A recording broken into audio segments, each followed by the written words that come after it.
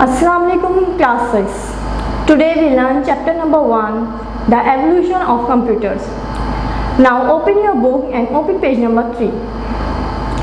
The world has been revolutionized since the introduction of computer, and what was once science fiction has now become reality. Science fiction जो है हमारे पास अब हकीकत में तब्दील होना शुरू हो गई है। द अमेजिंग वर्ड कंप्यूटर, एक word computer open up a magical world, उसने हमारे लिए एक ऐसी दुनिया का दरवाज़ा खोल दिया है जो हम ख्वाबों ख्यालों में तसव्वुर किया करते थे चीज़ों को, अब वो हकीकत में तब्दील हो गया। अ वर्ल्ड ऑफ सोल्यूशन, एक ऐसी दुनिया जिसमें हम अपने तमाम प्रॉब्लम के सोल्यूशन को तलाश कर सकते हैं। स्पीड, तेज़ी से काम किया जा सकता है। कंट्रोल, कुछ चीज़ों को कंट्रोल किया जा सकता है कंप्यूटर के सिवाय। अब तो इंसानों को भी बात करूँ तो इंसानों को भी कंप्यूटर कंट्रोल कर सकता है इजीली। एंड इंफॉर्मेशन, अब एक जगह बैठे बैठे दुनिया की तमाम मालूमात हम हासिल कर सकते हैं।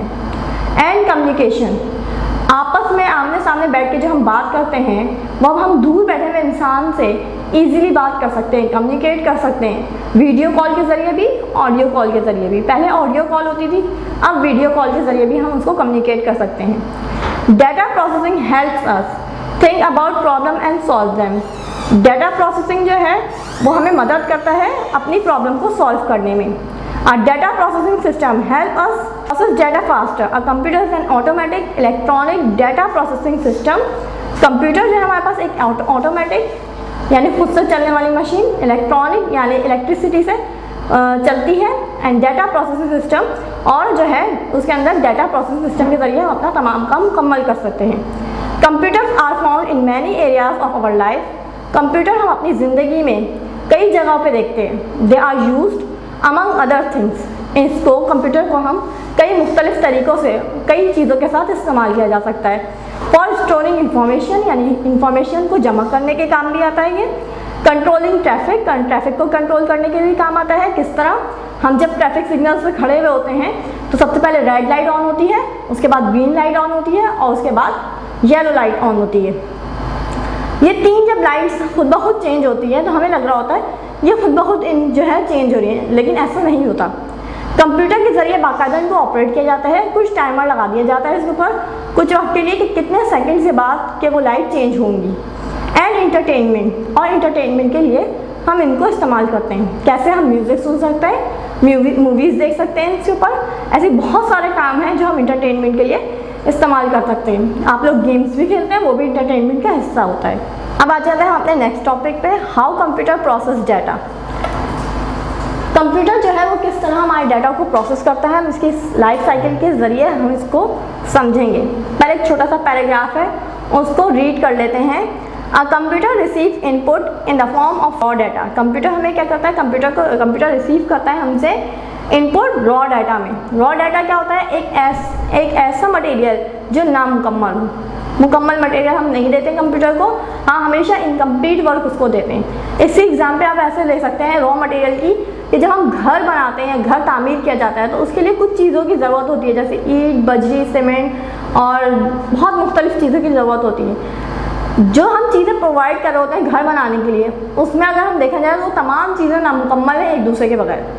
इसी तरह हम जो है यहाँ पर रॉ डाटा की बात कर रहे हैं, यानी हम जो भी डाटा देंगे अपने कंप्यूटर को वो रॉ फॉर्म में देंगे through an input device. Input device के जरिए, हम इनपुट डिवाइसेस कौन कौन सी है, सबको पता है इनपुट डिवाइसेस कौन कौन सी हैं। कीबोर्ड सबसे पहला है हमारे पास इनपुट डिवाइस, ठीक है। इसके अलावा स्कैनर हमारे पास इनपुट डिवाइस में आ जाता है। इसके अलावा हमारे पास माइक इनपुट डिवाइस में आ जाता है। ये तमाम चीज़ें हमारे पास इनपुट डिवाइस कहलाती हैं, यानी जो हम जो है कंप्यूटर, जिसके जरिए हम कंप्यूटर को चीज़ें प्रोवाइड कर सकें, वो इनपुट डिवाइस कहलाती हैं। It process data by changing it into an understandable form, यानी डाटा को प्रोसेस करने के लिए और उसको अंडरस्टैंडेबल फॉर्म में तब्दील करने के लिए उसकी मदद करते हैं। Process data is called information. जब डाटा प्रोसेस हो जाता है उसको क्या कहा जाता है, इंफॉर्मेशन कहा जाता है। The computer then present information to end user. Computer जब प्रेजेंट करता है हमारे पास इंफॉर्मेशन को, यानी किसी जब फॉर एग्जांपल मैं यूज़र हूँ, अब कंप्यूटर के अंदर मैंने इनपुट कर दिया कुछ भी, जब मैं इनपुट कर दूँगी उसका आंसर, जब वो इनपुट करने के बाद प्रोसेस करेगा और प्रोसेस करने के बाद जब मुझे आंसर देगा वो कंप्लीट इन्फॉर्मेशन हो जाएगी। This information is called output, यानी जो मुझे उसने इंफॉर्मेशन प्रोवाइड कर दी कंप्यूटर ने वो आउटपुट हो गई। आए देख लेते हैं बोर्ड के ऊपर किस तरह इनपुट हमने की कोई इंफॉर्मेशन। फॉर एग्जाम्पल अगर मैं आपको यहाँ बताऊँ 2 + 2 मैंने इसको हाफ इंफॉर्मेशन प्रोवाइड की, मैंने इसका आंसर तो प्रोवाइड नहीं किया, तो ये क्या हो गया हमारे पास रॉ डाटा हो गया। जब मैंने इसको इनपुट दिया रॉ डाटा तो इसने कंप्यूटर ने क्या किया, प्रोसेसिंग किया। ठीक, जब मैंने इनपुट कर दिया तो इसने प्रोसेसिंग किया, प्रोसेसिंग करने के बाद जो हमारे पास आंसर आएगा 4, ये हो गया हमारे पास आउटपुट। कैसे, जब हमने कोई चीज़ इनपुट की रॉ डाटा तो कंप्यूटर ने उसको मुकम्मल करने के लिए क्या किया, अपना काम शुरू कर दिया। जो उसने अपना काम शुरू किया उसको कहते हैं प्रोसेसिंग, और फिर जब वो मुकम्मल कर लेता है, कंप्लीट आंसर कर लेता है उसका, और जब हमारे सामने शो करता है वो कहलाता है आउटपुट, यानी कंप्लीट इन्फॉर्मेशन हमारे सामने मौजूद होती है। आगे पढ़ते हैं। Computer can be made to process data in even faster and better way. Computer क्या कर रहा होता है, हमारे डाटा को प्रोसेस कर रहा होता है तेज़ी के साथ और अच्छे तरीके से।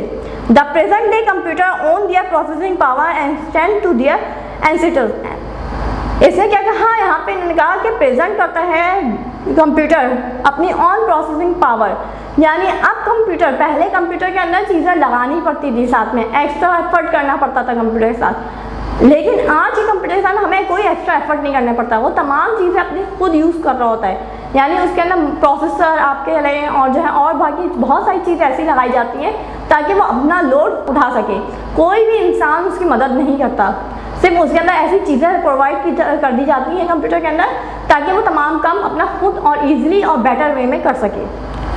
They have come a long way to achieve this state, and many people have contributed in their own quiet way to help achieve this powerful manufactured tool. Let's see how computer have changed over time.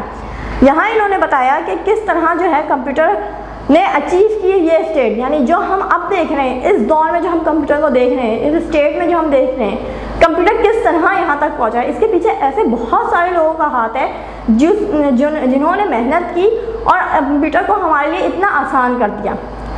अब इन्होंने कहा let's see how computer have change over time, computer किस तरह तब्दील हुआ वक्त के साथ साथ। अब हम वो पढ़ेंगे। नेक्स्ट टॉपिक शुरू कर रहे हैं the abacus.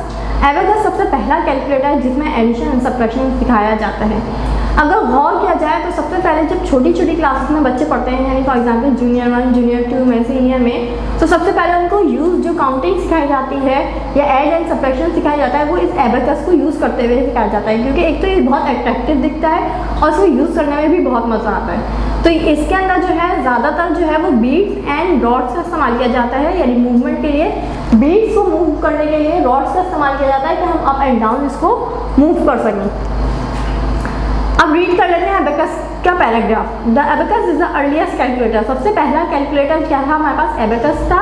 It uses beads that are move across wire और string to add and subtract number. जो अभी हमने बात की थी कि वायर्स और स्ट्रिंग के जरिए जो है, बीट्स के जरिए जो है वो मूवमेंट की होती है और उसके जरिए हम ऐड एंड सब्ट्रैक्ट का काम करते हैं। Using the age old denary number system, यानी old age denary number system को इसके अंदर इस्तेमाल किया जाता है। वो है क्या, 0 से लेकर 9 तक जितने भी नंबर्स आते हैं, यानी 0, 1, 2, 3, 4, 5, 6, 7, 8, 9, 10 जितने भी ये नंबर्स आते हैं इससे ही पूरी क्या समझ लीजिए काउंटिंग मुकम्मल की जाती है। इसके अलावा कोई ऐसा डिजिट शामिल नहीं किया जाता काउंटिंग में जो इससे हटकर हो।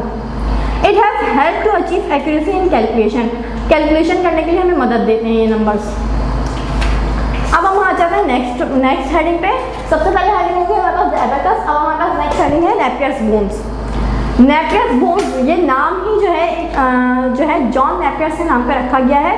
1617 में जॉन नेपियर्स ने इन्वेंट किया था नेपियर्स बोन को। कौन से साल में इन्होंने इन्वेंट किया था, इन्होंने जो है वो इसको इन्वेंट किया था। जॉन नेपियर इनका नाम था, इन्होंने अपने नाम के ऊपर ही इसका नाम रखा। It consist of set of rods with numbers written on them, यानी रॉड्स के ऊपर, जैसे फॉर एग्जांपल ये एक रॉड है, इसके ऊपर इन्होंने उसमें नंबर जो है वो लिख दिए गए थे, रिटन कर दिए गए थे, लिखे गए थे नंबर्स, और उन रॉड्स को जो है वो उन्होंने मल्टीप्लिकेशन एंड डिवीजन के लिए इस्तेमाल किया था। जैसे इस एबेकस को हम ऊपर नीचे इसके बीट्स को ऊपर नीचे मूव करके ऐड एंड सब्ट्रैक्ट करते थे, इसी तरह हम रॉड्स के जरिए रॉड्स को मूव करके जो है, क्योंकि उनके ऊपर नंबर्स लिखे हुए थे, तो नंबर्स हम जो है उन रॉड्स को मूव करने के बाद उस नंबर्स के जरिए हम मल्टीप्लिकेशन एंड डिवीजन का काम करते थे उसके ऊपर। ये इन्होंने समझ लीजिए पहले एडिशन सब्ट्रैक्शन का काम हुआ एबेकस में, दूसरा काम हुआ नेपियर्स मोड में मल्टीप्लिकेशन एंड डिवीजन का। ये हमारे पास 4 बेसिक जो है वो रूल होते हैं मैथ के अंदर भी, तो यहाँ पे चारों चीज़ें यहाँ मुकम्मल हो गई थी। फिर आए पास्कल लाइन, हमारे पास पास्कल लाइन किस सन में आए? 1642 में पास्कल लाइन जो है वो उन्होंने अपना काम जो है वो डेवलप किया था। In 1642, Pascal developed the first mechanical calculator called the Pascal line. इन्होंने फर्स्ट मैकेनिकल कैलकुलेटर, जो मशीन यानी मशीन के जरिए कैलकुलेशन की गई, तो उन्होंने पहली मशीन जो है वो बनाई। इंस्टेड ऑफ बीट्स और रॉड, उसके अंदर बीट्स और रॉड्स का इस्तेमाल किया गया, यानी एबेकस में बीट्स का इस्तेमाल था हमारे पास और नेपियर्स बोन में रॉड्स का इस्तेमाल था। इन्होंने पास्कल लाइन में जो है इन दोनों को मिलाकर एक इजी चीज ईजाद की और उसको कह दिया पास्कल लाइन। मैकेनिकल कैलकुलेटर उन्होंने ईजाद कर दिया था उससे मिला के। इंस्टेड ऑफ बीट्स और rod it was operated by wheels and could add and subtract number. उसके अंदर उन्होंने व्हील्स का इस्तेमाल किया और उसके अंदर क्या किया उन्होंने उसको ऐड एंड सब्ट्रैक्ट के लिए इस्तेमाल करना शुरू कर दिया। Every move was strengthening the foundation not only for more complex calculation but also for greater speed, automation and accuracy. Complex calculation तो कर सकता था वो मैकेनिकल कैलकुलेटर, इसके अलावा उसकी स्पीड भी बहुत अच्छी थी। बनिस्बत हम हाथ के जरिए एक एक बीट को उठा के मूव करते या एक एक रॉड को मूव करते, उसमें टाइम लगता था। इसके अंदर इन्होंने व्हील्स का इस्तेमाल किया था जिसके जरिए मूवमेंट बहुत आसान हो गई थी, उसकी स्पीड अच्छी हो गई थी, ऑटोमेशन हो गया था, यानी ऑटोमेटिकली उसको मूव किया जा सकता था एंड एक और अच्छा रिजल्ट देता था हमें वो। इन तीनों के बाद आए गॉटफ्राइड लेबनिज। उन्होंने इजाद किया Leibniz calculator. Gottfried Leibniz invented the Leibniz calculator in 1694। 1694 में जो है लेबनाइज कैलकुलेटर को इजाद किया गया। It use wheels to add and subtract. इन्होंने भी व्हील्स का इस्तेमाल किया जैसे कि पास्कल लाइन ने किया था। इन्होंने भी व्हील्स का इस्तेमाल किया ऐड एंड सब्ट्रैक्ट के लिए, but it could also multiply and divide number. लेकिन इन्होंने क्या एक नई चीज़ देखी इसमें कि सबसे पहले देखा जाए तो एबेकस में हमने क्या किया, ऐड एंड सब्ट्रैक्ट किया, फिर नेपियर्स बोन में हमने क्या किया, मल्टीप्लिकेशन एंड डिवीजन किया। इसी तरह पास्कल लाइन ने इन दोनों को मिलाकर जो तीसरी चीज़ बनाई थी रॉड्स एंड बीट्स के जरिए, लेकिन वो सिर्फ ऐड एंड सब्ट्रैक्ट कर सकती थी। फिर उसके बाद आए लेबनाइज कैलकुलेटर के पास। लेबनाइज कैलकुलेटर जो इजाद हुआ वो किस मकसद के लिए इजाद हुआ? Addition, subtraction, multiplication and division, इन चारों के लिए इन्होंने जो है इसको इस्तेमाल किया। लोगों के लिए और आसानी हो गई इसके अंदर। It was the weighted break through a step ahead of addition and subtraction toward advance calculation. अब इसके अंदर एडवांस कैलकुलेशन की जा सकती थी। इसके बाद आ जाइए द लेबनाइज कैलकुलेटर के बाद पंच कार्ड। पंच कार्ड के नाम से ही लग रहा है, आखिर में अगर वर्ड पर गौर किया जाए कार्ड, ये कार्ड नुमा फॉर्म होते थे और इस कार्ड नुमा फॉर्म के ऊपर बारीक बारीक होल्स होते थे। उन होल्स के जरिए जो है वो इंस्ट्रक्शन कंप्यूटर को दी जाती थी और उन्हीं के जरिए हमें जो है वो आउटपुट यानी इंफॉर्मेशन मिलती थी। पंच कार्ड कुछ इस तरह का नजर आता है, अगर आप बोर्ड पे देखें तो ये पंच कार्ड कुछ इस तरह का नजर आता है। इसमें बारीक बारीक होल्स होते हैं, होल्स के जरिए जो है वो तमाम इंफॉर्मेशन गैदर की जाती थी। रीड कर लेते हैं आप। A punch card is a strip of card with holes punched in it, यानी एक जो है समझ लीजिए कि स्ट्रिप नुमा कार्ड होता था, उसके ऊपर होल्स किए जाते थे। Punch card was develop by Joseph Jacquard ने इसको जो है वो इन्वेंट किया था, डेवलप किया था इन 1801 में।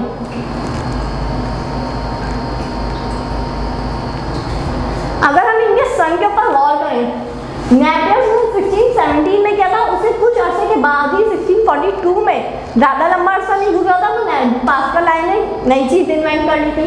फिर 1642 के बाद भी ज़्यादा लंबा अर्सा नहीं गुजरा था, 1694 में जो है वो लेबनाइज कैलकुलेटर आ गया था। लेकिन 1694 के बाद काफ़ी लंबा अर्सा गुजरने के बाद जो है वो पंच कार्ड की इन्वेंशन की गई थी और 1801 में जाके वो पंच कार्ड को जो है इंट्रोड्यूस करवाया गया था, इन्वेंट किया गया था।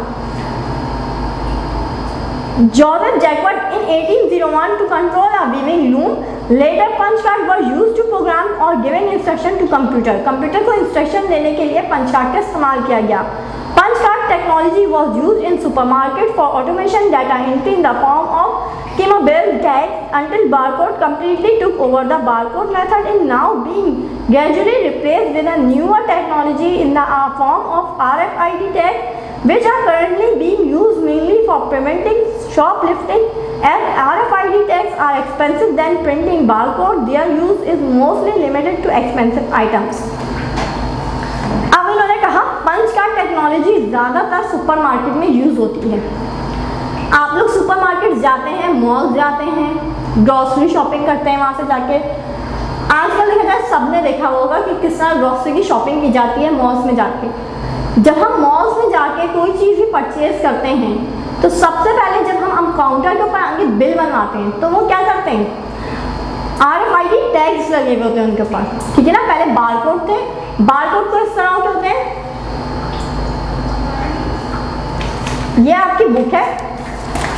अगर आप बहुत गौर से देखें अपनी बुक के बैक साइड के ऊपर नीचे की तरफ तो यहाँ बारकोड मौजूद है, यानी ब्लैक एंड वाइट कलर का होता है और ब्लैक कलर की स्ट्रिप्स लगी होती है, यानी लाइंस बनी हुई होती हैं, उसको कहा जाता है बारकोड। RFID टैग भी कुछ इसी तरह के होते हैं।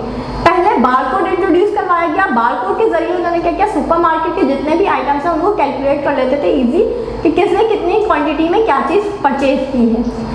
इसी तरह बारकोड के बाद जब बारकोड को रिप्लेस किया गया RFID टैग से, तो RFID टैग्स कौन से होते हैं, दिखने में तकरीबन सेम ही है लेकिन थोड़ी सी चेंजिंग होती है, उसके अंदर इससे ज़्यादा जो है वो चीज़ें इम्प्लीमेंट की जाती हैं, उसकी ज़्यादा इंफॉर्मेशन मौजूद होती है और RFID टैग जो है वो बारकोड के आगे महंगे होते हैं।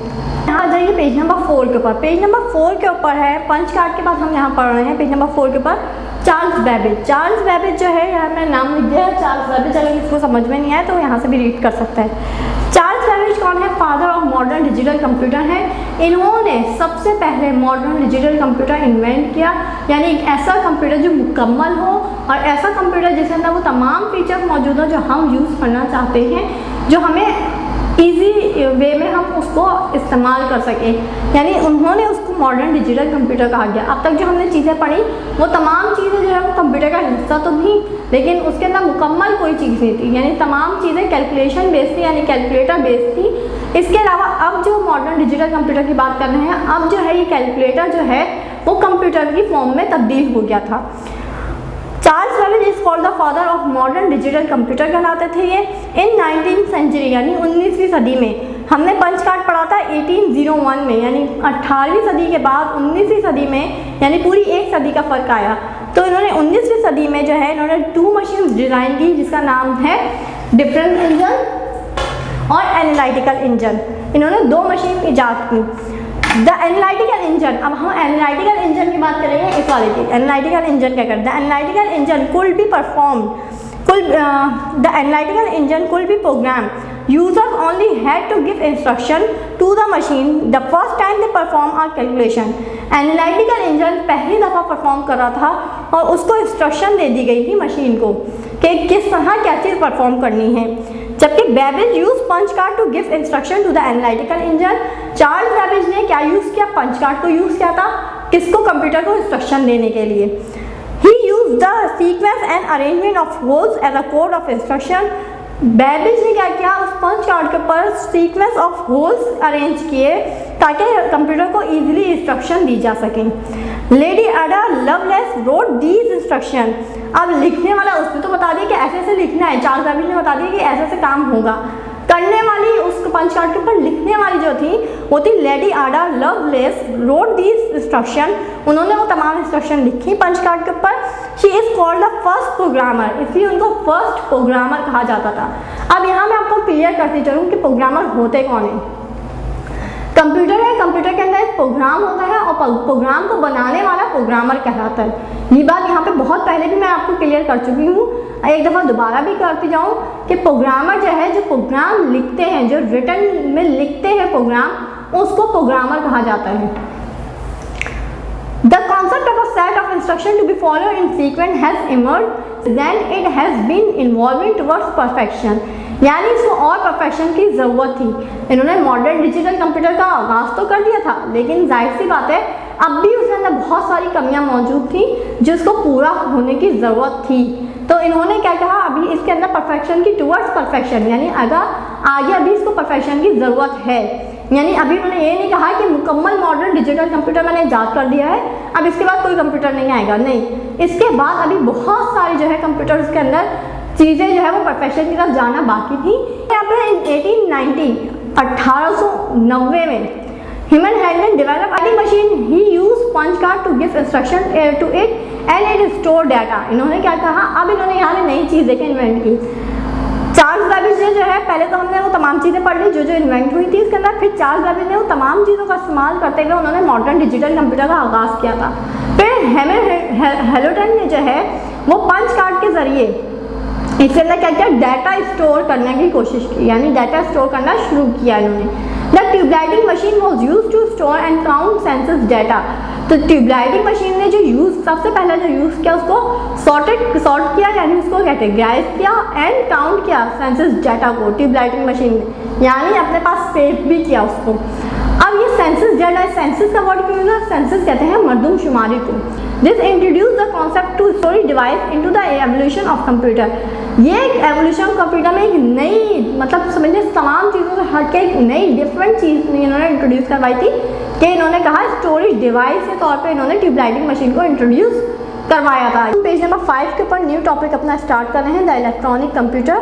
इलेक्ट्रॉनिक कंप्यूटर जो है वो 20th सेंचुरी के अंदर जो है वो उसका स्टार्ट हुआ था। 20th सेंचुरी का कंप्यूटर वो using electric power to process information. Electric power के ज़रिए पहले तो सबसे पहले हमने देखा लेबनाइज कैलकुलेटर के अंदर व्हील्स लगाए गए, हाथ से उनको मूव किया जाता था। उसके बाद पंच कार्ड के ज़रिए उसके अंदर जो है इंस्ट्रक्शन जो है वो पुट की जाती थी।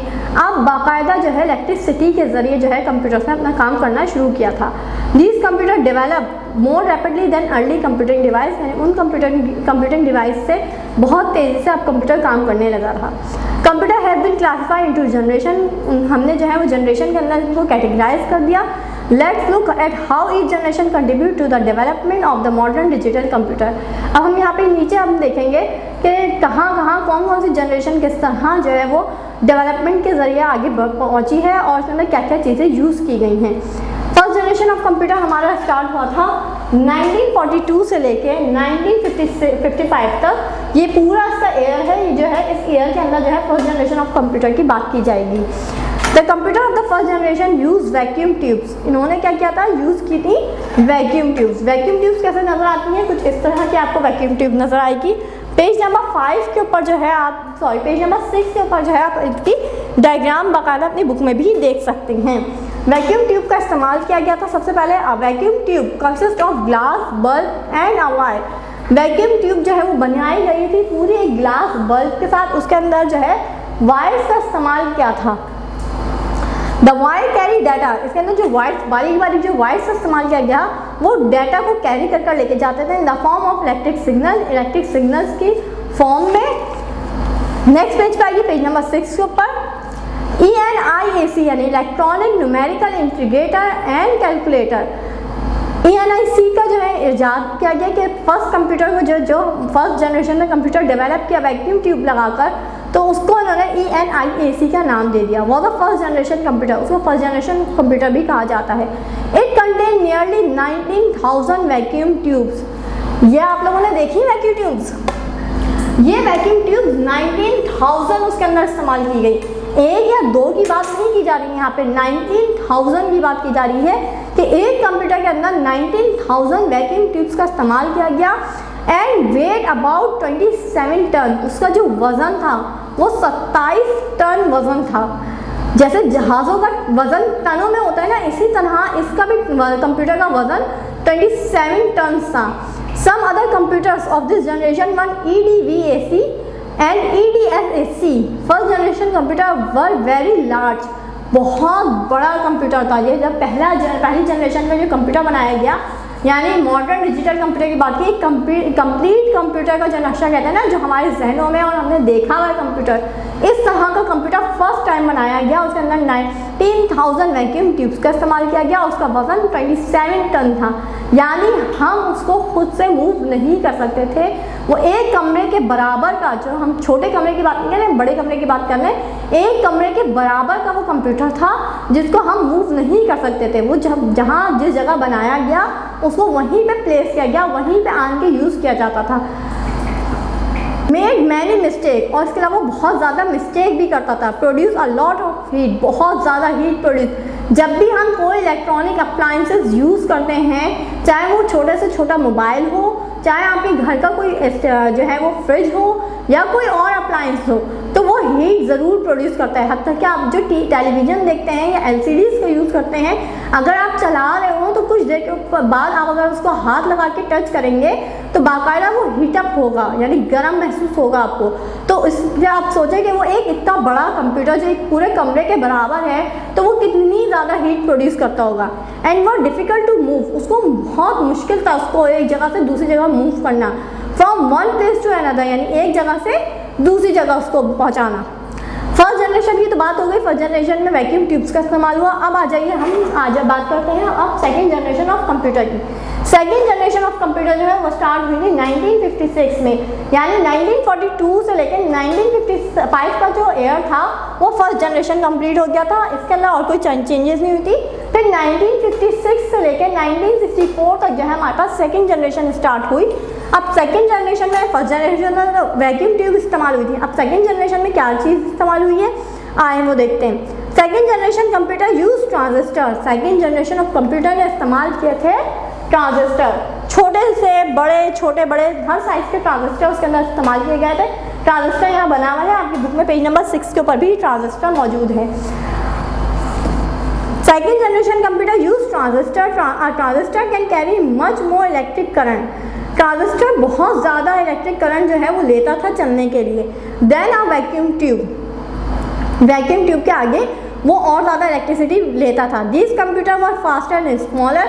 ये जो है जो वैक्यूम ट्यूब का जो कंप्यूटर था जिसमें वैक्यूम ट्यूब इस्तेमाल की गई थी, उसका साइज़ बड़ा था। अब उससे साइज़ थोड़ा सा छोटा हो गया था ट्रांजिस्टर वाले में। सेकेंड जनरेशन ऑफ कंप्यूटर में थोड़ा सा जो है वो कंप्यूटर का साइज़ थोड़ा छोटा हो गया। इन्होंने कहा the computer was faster and smaller, यानी उससे ज़्यादा तेज़ काम करता था और उसके आगे वो थोड़ा छोटा था। दे वर ऑल्सो चीपर, और उसके आगे सस्ता भी था। मोर रिलायबल, हम उसके ऊपर एतबार कर सकते थे। And produce less heat. जितनी heat first generation of computer produce करता था उससे कम हीट जो है वो second generation of computer produce करते थे। और उसके अंदर वैक्यूम ट्यूब की जगह ट्रांजिस्टर्स का इस्तेमाल किया गया था। अब बात करते हैं थर्ड जनरेशन ऑफ कंप्यूटर की। थर्ड जनरेशन ऑफ कंप्यूटर जो स्टार्ट हुई थी 1965 से लेके 1975 तक, ये थर्ड जनरेशन का एरा है। और थर्ड जनरेशन में देखें इन्होंने क्या चेंजेस की। Third generation of computer use integrated circuit, यानी IC। इंटीग्रेटेड सर्किट कुछ इस तरह से नजर आता है जैसे कि हम कॉम इस्तेमाल करते हैं, कॉम के नुमा नजर आता है ये, और इसको इंटीग्रेटेड सर्किट कहा जाता है। इंटीग्रेटेड सर्किट क्या काम करता है? An integrated circuit is a small as a transistor but it can work as fast as 1000 of them. यानी इन्होंने यहाँ पे बताया कि इंटीग्रेटेड सर्किट जो है वो ट्रांजिस्टर से भी ज़्यादा तेज़ काम करता था और ट्रांजिस्टर से साइज में छोटा भी था और उससे ज़्यादा बहुत ज़्यादा तेज़ काम करता था। कंप्यूटर्स बिकम स्मॉलर, अब कंप्यूटर का साइज और छोटा हो गया। फास्टर एंड चीपर, बहुत तेज़ से काम करता था और सस्ता भी हो गया। They use less electricity and made fewer mistake. इसने क्या किया, उससे भी ज़्यादा कम इलेक्ट्रिसिटी यूज़ करना शुरू की और बहुत कम मिस्टेक करता था। पेज नंबर 6 के ऊपर हम आ जाते हैं fourth generation of computer. Fourth generation of computer 1975 से लेकर ऑनवर्ड, यानी काफ़ी टाइम तक चली। उसके बाद जो है यहाँ पे हम कहेंगे कि अब फोर्थ जनरेशन ऑफ कंप्यूटर में क्या नई चीज़ आई। Fourth generation computer are based on microprocessor. पहले हमने पढ़ा फर्स्ट जनरेशन में वैक्यूम ट्यूब के बारे में, सेकेंड जनरेशन में हमने पढ़ा ट्रांजिस्टर के बारे में, थर्ड जनरेशन ऑफ कंप्यूटर में हमने पढ़ा इंटीग्रेटेड सर्किट के बारे में। अब हम फोर्थ जनरेशन में पढ़ रहे हैं माइक्रो प्रोसेसर के बारे में। माइक्रो प्रोसेसर कुछ इस तरह का नज़र आता है, ये इस तरह चकोर सा होता है आपके कंप्यूटर में, इसको कहते हैं micro processor. Micro processor consist of small silicon chip. Silicon chip इसके अंदर मौजूद होती है। अगर हम यहाँ सेंटर में इस्तेमाल करें तो सेंटर में जो है सिलिकॉन चिप मौजूद होती है। सिलिकॉन, अब पूछेंगे सिलिकॉन क्या है, तो बताती चलूँ। सिलिकॉन जो है एक रबर नुमा मटेरियल है जो आजकल हमारे घरों में बहुत आम यूज़ हो रहा है।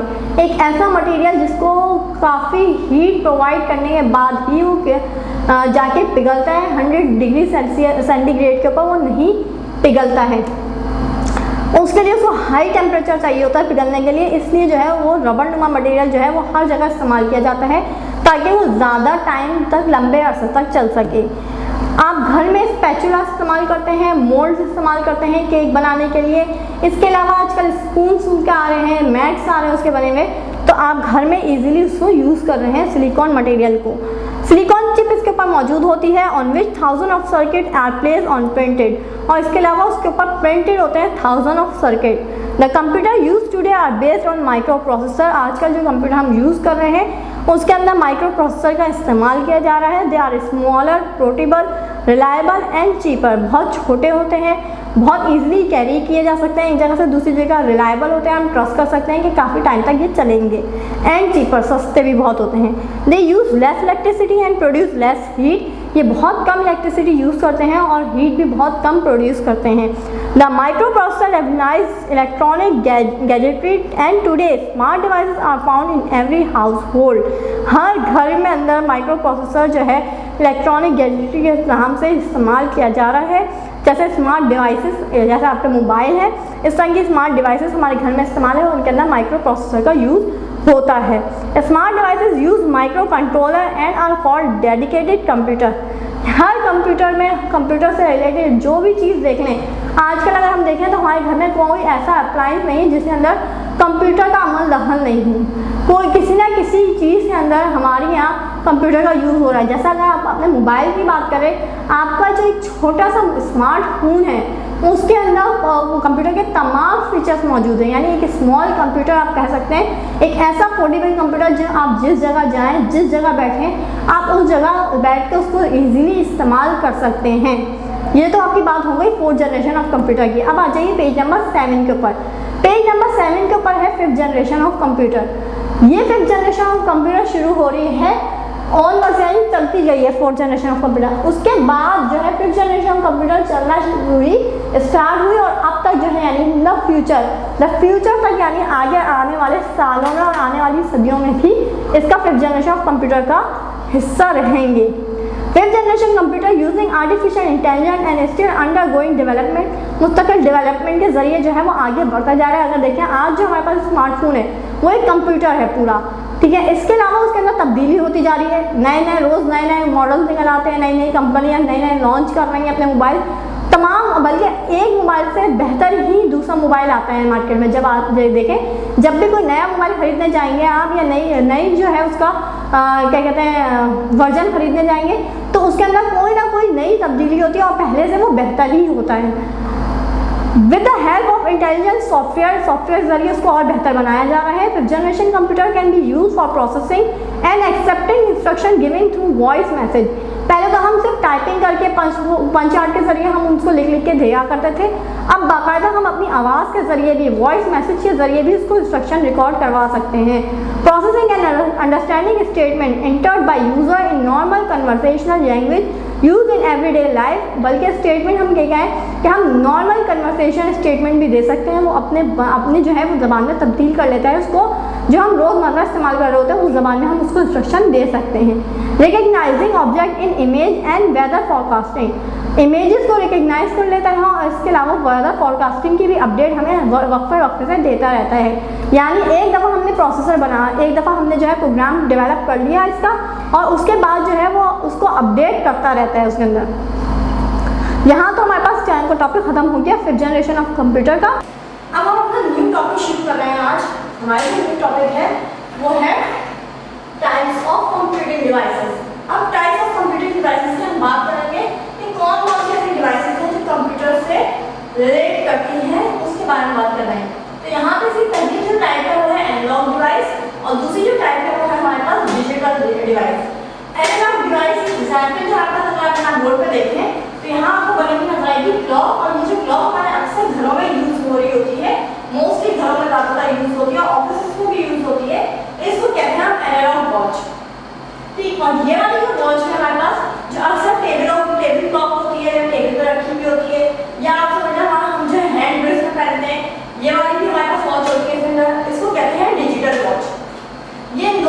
एग्जाम्पल है। अब हम इसको समझ लेते हैं कि आखिर एनालॉग डिवाइस क्या होती है और डिजिटल डिवाइस क्या होती है। यहाँ इन्होंने टाइप्स ऑफ कंप्यूटिंग डिवाइस बताया, पेज नंबर 7 ओपन कर लीजिएगा। पेज नंबर 7 के ऊपर टाइप्स ऑफ कंप्यूटिंग डिवाइस के बारे में बता रहे हैं। Here are two types of computing device, analogue device and digital device. अब मैंने बताया दो डिवाइसेस के बारे में बात हो रही है यहाँ। अब हम चलते हैं, पहले हम पढ़ लेते हैं एनालॉग डिवाइस। एनालॉग डिवाइस क्या है? Device is that process analog data are called analog device, यानी जो एनालॉग डिवाइस जो है वो एनालॉग डाटा प्रोसेस करती है। Analog data has continuous values, यानी मुस्तकिल कंटिन्यू चलती रहती है, स्टॉप नहीं होती। It is used for measuring quantities like length, weight and time. अब देखिए यहाँ इन्होंने कैटेगराइज कर दिया कि एनालॉग डिवाइसेस ज़्यादा तो क्या चीज़ें मेजर कर सकती हैं, क्वांटिटीज मेजर कर सकती हैं, लेंथ मेजर करती है, वेट मेजर करती है और टाइम मेजर करती है। एनालॉग क्लॉक सबसे बेस्ट एग्जांपल एनालॉग क्लॉक की इन्होंने दी। वेट स्केल, अब तो वेट स्केल हमारे पास ऐसे भी आ रहे हैं जो डिजिटल में होते हैं। पहले वेट स्केल हम बाकायदा चीज़ों को जैसे तराजू में रखकर तोला जाता था बाकायदा, इस तरह एनालॉग डिवाइस से हम अपनी जिन चीज़ों को मेजर किया करते थे। एंड थर्मोमीटर्स, पहले थर्मोमीटर्स भी जो है वो माउथ में लगा दिया जाता था। एक लंबी सी जो है वो समझ लीजिए एक स्ट्रिप में होती थी, वो माउथ में लगा दी जाती थी और उसके जरिए हम मेजर कर रहे होते थे अपना टेम्परेचर। ये तमाम चीज़ें तो एनालॉग डिवाइसेस थी। अब आ जाए डिजिटल डिवाइसेस के ऊपर, क्योंकि जैसे जैसे हमारा दौर आगे बढ़ा है, जैसे जैसे टेक्नोलॉजी ने इम्प्रूवमेंट की है, तो हमारे पास इसमें तो बहुत सारी चीज़ें ऐसी हैं जो अब डिजिटल में भी कन्वर्ट हो गई हैं। यानी हमारे लिए और ईजी हो गया है कि हम एनालॉग डिवाइसेस में हमें जो है नंबर डायरेक्ट नजर नहीं आते थे, अंदाजे के साथ हम उनको मेजर करते थे एनालॉग डिवाइस में। लेकिन अब वही डिवाइसेस ज़्यादातर जो है वो डिजिटल में ही कन्वर्ट हो गई हैं। अब आ जाते हैं डिजिटल डिवाइसेस के ऊपर। Digital device process digital data, digital devices क्या करती हैं? डिजिटल डाटा को प्रोसेस करती हैं।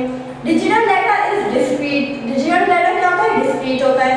It is used to count thing और मेजर थिंग इन स्टेप्स। अब इन्होंने यहाँ पे देखिए क्लियर कर दिया।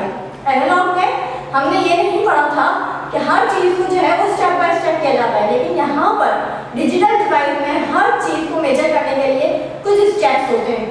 Digital device do not giving reading और कंटिन्यूअस स्केल, कोई रीडिंग नहीं देता, मतलब फॉर एग्जांपल कोई कांटा आगे पीछे नहीं घूमता उसके अंदर।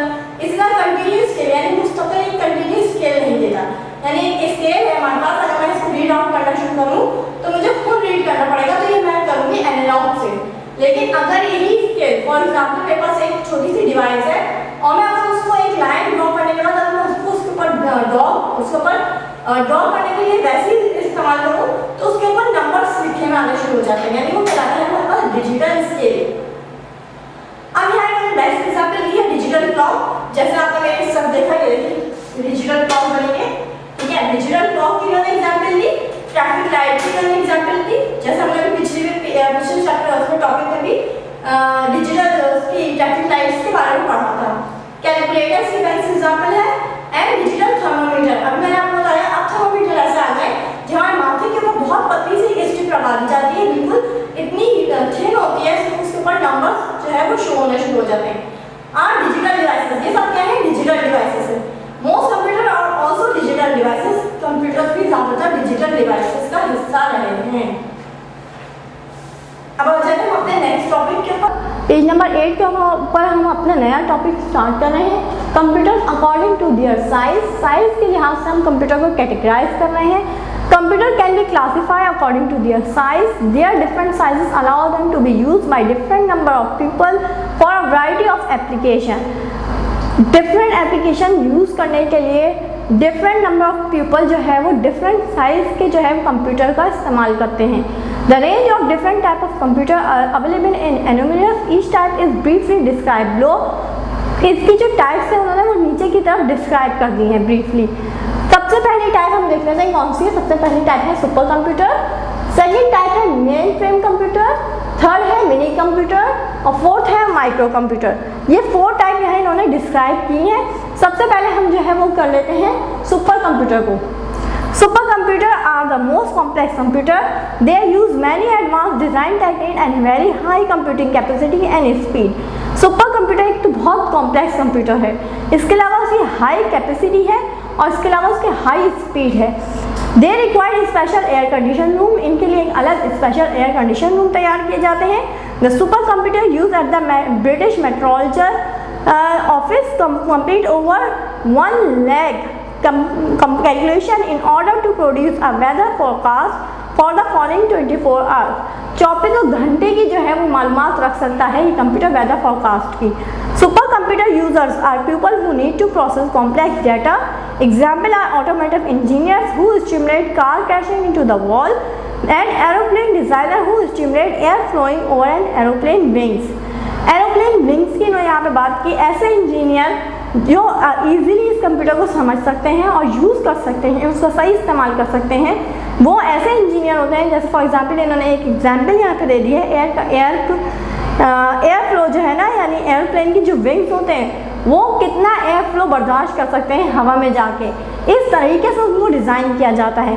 Super computers are they called or also used for oil exploration and can help managers and department store chain to decide what to buy and where to stock it। ये ऐसे लोगों को या ऐसे सुपर डिपार्टमेंट स्टोर्स को जो है support करते हैं जो क्या चीज़ उनको कब खरीदनी है और क्या चीज़ उनको स्टॉक में रखनी है, उसका डाटा जो है उसकी मालूमात जमा करने के लिए या उसकी डाटा को कंटिन्यू अपने पास रखने के लिए वो सुपर कंप्यूटर्स का इस्तेमाल करते हैं।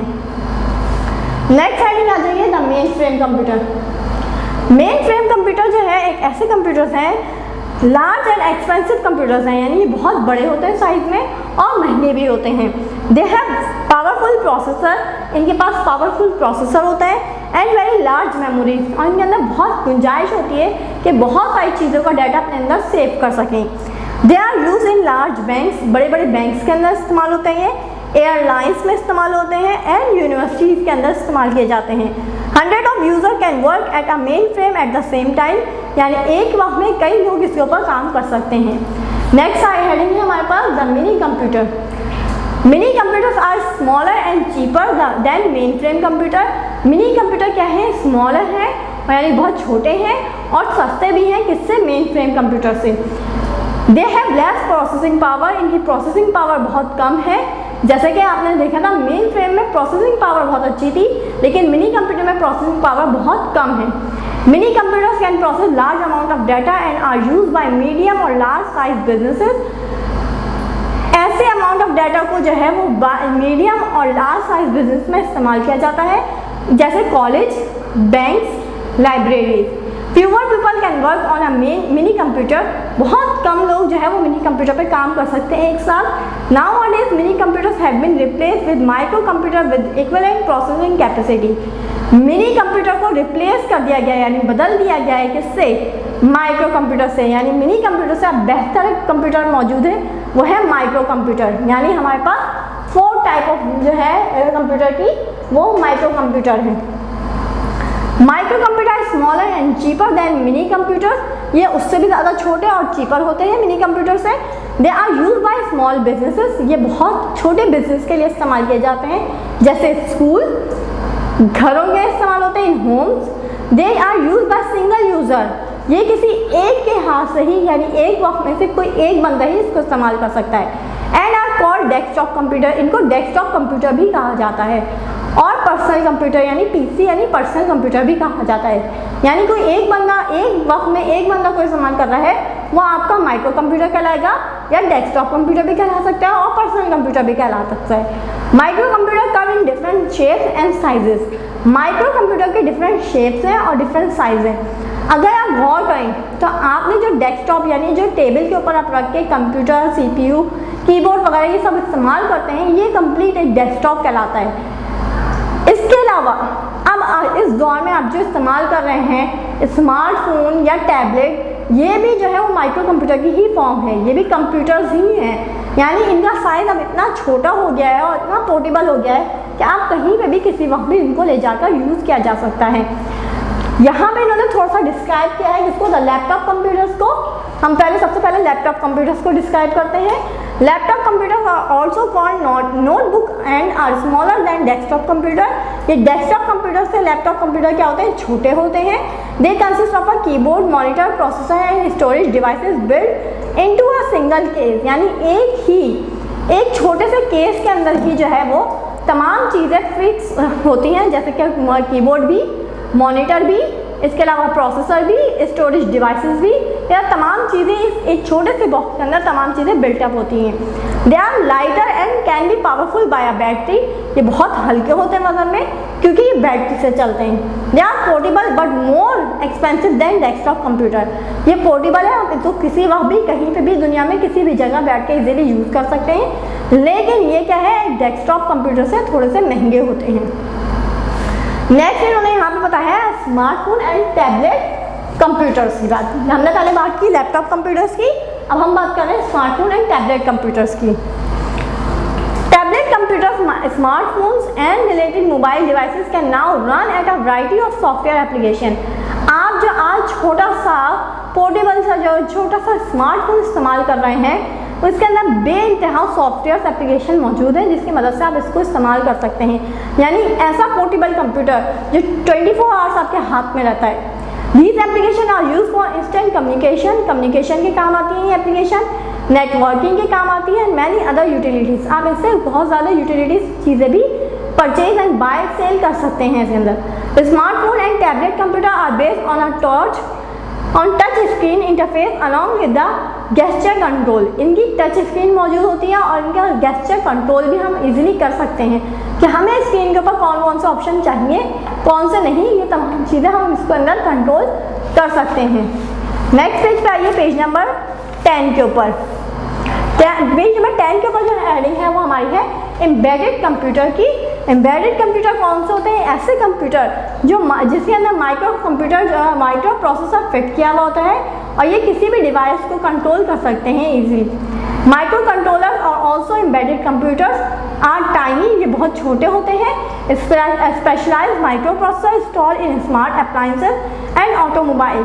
अब हम अपने घर में अगर गौर करें तो हम अपने घर में बैठे बैठे जो है, या फॉर एग्जांपल एक कमरे से दूसरे कमरे में ईजिली अपनी चीज़ों की जो है ना वो चीज़ें ऑपरेट कर सकते हैं। कैसे? अगर मैं आपके बाद सबसे एडवांस अगर मैं आपको एग्जांपल दूं कि आपके रूम में एयर कंडीशन लगा हुआ है, आप जो है घर से बाहर हैं, आप अपने स्मार्टफोन के जरिए अपने एयर कंडीशन को अपने घर पहुँचने से 10 मिनट पहले उसको ऑन कर दीजिए ताकि जो है वो आपका रूम जो है वो कूल कर दे आपके जाने तक। तो ये हो गई हमारे पास बहुत एडवांस टेक्नोलॉजी की बात। Program instruction are store on the microprocessor. Embedded computers and only work on a specific device and also called dedicated computer. ये स्पेसिफिक डिवाइस से ही कंट्रोल होते हैं, यानी जिस डिवाइस में इनकी एप्लीकेशन मौजूद होगी ये उसी डिवाइस से कंट्रोल होते हैं। They are use in toys, ये टॉयज के अंदर यूज़ किए जाते हैं, कैमरे में यूज़ किए जाते हैं, माइक्रोवेव ओवन में यूज़ किए जाते हैं और एयर कंडीशन, जिसकी मैंने अभी आपको इससे पहले एग्जाम्पल दी थी, एयर कंडीशनर्स में यूज़ किए जाते हैं।